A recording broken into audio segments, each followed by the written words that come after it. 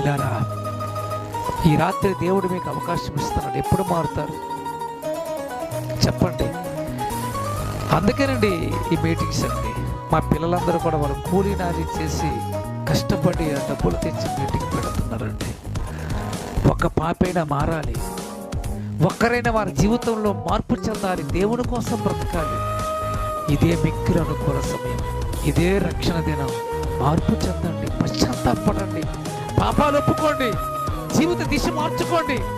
చచ్చిపోదాం అనుకోకండి, బ్రతకాలి. బ్రతికించాలి, బ్రతుకుందని బోధించాలి.